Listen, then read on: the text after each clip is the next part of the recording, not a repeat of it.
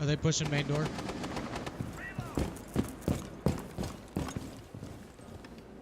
Hello, Wow, team. there's like 3 or 4 of them out there. I heard. Okay. That's what I needed to know. Are they up there? Are they right there, Pulse? Yeah, there are 2 out there. 3 out there. Bad Clucks, I'm going out. I'm going out, Clucks. I'm going out. Do we know if they have a I class? need help. Area. 1 on 4 remaining. Nice. Whoa. Sorry. I Op made it up 4 for you. eliminated. I made it up. All right. Hey, what's going on, guys? This is Matt from the Sing Gaming community. Today, I am bringing you guys an instructional video that is designed to help you have that type of aim like you saw in that first little clip, to help you get better with playing Rainbow Six Siege. You know, a lot of times I hear people talking in Rainbow Six community about, you know, how map knowledge is everything in this game. You know, it's like 80% map knowledge is a number that I hear thrown around, 20% aim, so on and so forth. But I'm going to tell you that in my personal opinion, I believe that aim has a very, very, very large portion to do with being able to perform well, especially in the higher levels of play. Because once you get to those higher levels of play, where you go into Plat, you go into, you know, like Plat 3, Plat 2, Plat 1, you're looking at things that are just like absolutely insane on aim. Now, having that map knowledge, everybody at that level is going to have that same sort of map knowledge. Is going to help them to understand where the hard angles are, where the long angles are, where they need to take wide rotations, so on and so forth. So this guide is designed to help you get to that higher level of play, so that when you have that map knowledge and you understand how the maps work, it puts you in a position where you're able to win 95% of your gunfights. One of the big key things about winning those gunfights is self-discipline. Having the wherewithal to understand where your crosshair needs to be placed, where your what kind of shots you need to take, you know, when your crosshair is going to be placed there. And some of that has to do with your equipment. Like if you're playing on a 60 hertz monitor versus a 144 hertz monitor, it's going to make a difference on what your shots you're able to hit, what you're able to see, so on and so forth. Now, I'm not telling you to go out there and buy a 144 hertz monitor and drop $300 just to see if you can make a difference. What I'm telling you is that even if you're playing at 60 hertz, having that self-discipline is going to help you a lot. Now, in the sequences that you're going to see following in this video, I am basically taking myself through training on different maps to teach myself how to shoot. When I first started this game, I was a terrible, terrible shot. I could not hit the broadside of a barn even if I tried. So, one of the things you want to do is you want to go into a map that you do not know very well. A particular example right here, this is coming into season year 3, season 3, where we're looking at the Hereford base rework. Nobody knows what this map looks like. It's a completely and totally new map, and I'm going in and I'm practicing one-tap headshots. And if you'll notice, when on my equipment, with the recoil changes that they implemented on the SMGs, the SMG 11 is actually perfect for this, because if you miss on that first shot, it's going to be a really, really difficult thing for you to be able to hit. With that one-tap headshot mechanic, it's a very important part of this game, and being able to make those headshots will make a huge difference between winning gunfights and losing gunfights. The recoil changes that happened on the SMG 11 made it so that you got to be perfect on your crosshair placement. So going through and just kind of, you know, practicing that one-tap headshot, you're going through at a normal pace on a map that you don't know. It's going to help you out a lot. And now the next sequence that you're seeing coming up right here, where we're in House. House is a very, very familiar map to me. I've been playing House for a very, very long time. I've been playing this game since Skull Rain. And this map used to be in the ranked rotation. It's now in the casual rotation. And it's a legacy map that's been around for a very long time. Now, this type of training that I'm doing, I equipped Ash, who is a 3-speed operator. And I put a suppressor on her gun, which reduces the damage that they take on the body, but does not affect the one-tap headshot mechanic. And I went in and started doing what's called an overspeed run. Now, what an overspeed run is where you're basically moving as fast as you possibly can while still hitting accurate shots on their head. Like you can do quick peeks, you can take a look through holes in walls, so on and so forth. But that overspeed is going to get you used to being able to move and react quickly.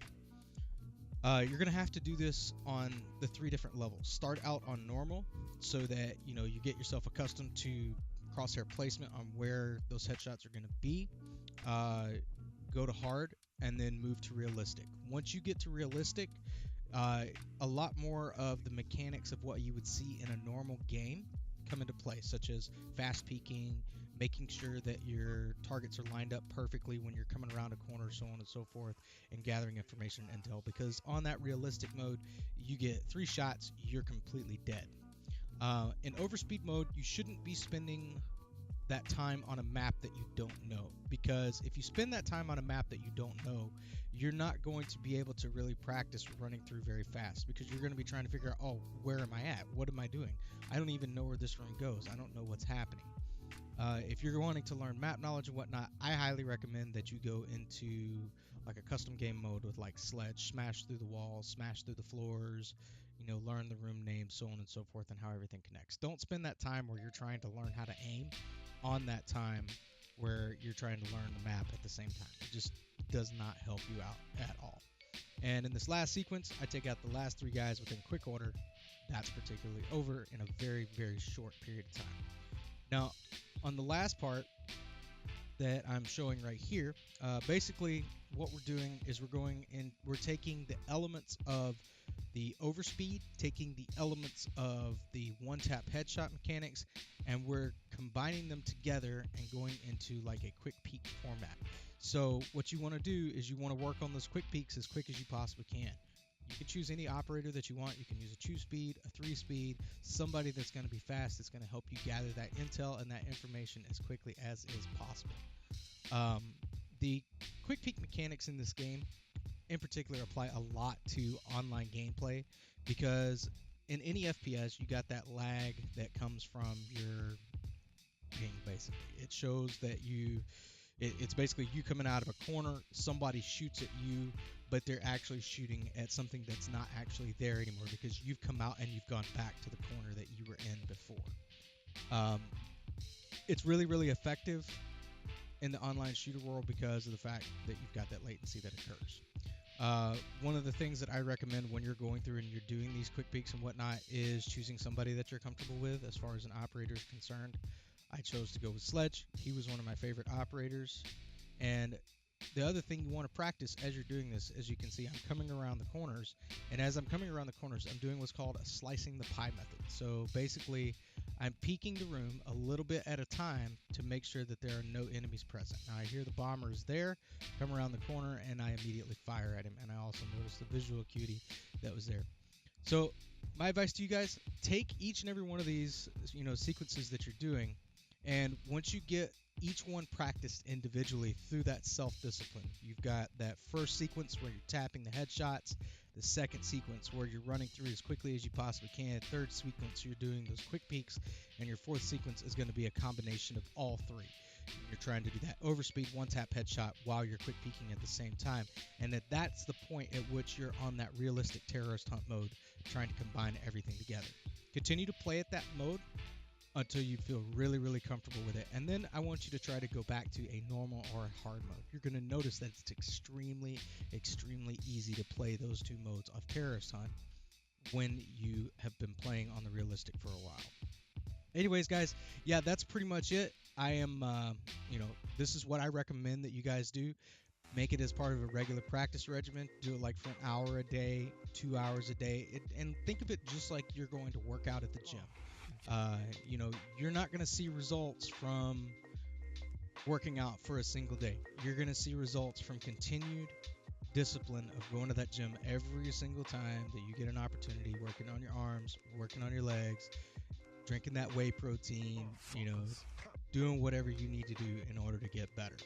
And the same thing is going to happen in particular when it comes to your muscle memory, your reflex shots, so on and so forth, in playing Rainbow Six Siege. Now, the last topic that I want to cover in the last part of this video is the questions that people are going to ask me. oh, what kind of sensitivity do you recommend? What kind of, screen resolution do you recommend? How do you recommend you play? Yeah. I am going to recommend always, always to have a lower sensitivity setting. A lot of the pros and a lot of the people that play in really high level of play range anywhere between like 12 and 15 on sensitivity with a higher ADS sensitivity. So like anywhere between 50 and 75%. It's really honestly and truthfully what feels comfortable to you. Now, you might be one of those types of people that doesn't have a lot of desk space. You might be limited on how much movement you actually are able to do with your mouse. Adjust it as you need to. Don't go out and buy a desk and buy this really huge mouse pad and try to make it so that you can run at these low sensitivity levels. If you're only able to run with a Twitch sensitivity, get yourself accustomed to a different style of gameplay. Run with the hollow sight and run up close where you're using that high speed and that Twitch momentum of moving your mouse around with flick shots to take everybody out. And that's what I recommend on that. But anyways, guys, I hope you have a wonderful day. Thank you very much for watching this video, and we will catch you on the flip side. Yeah, nigga.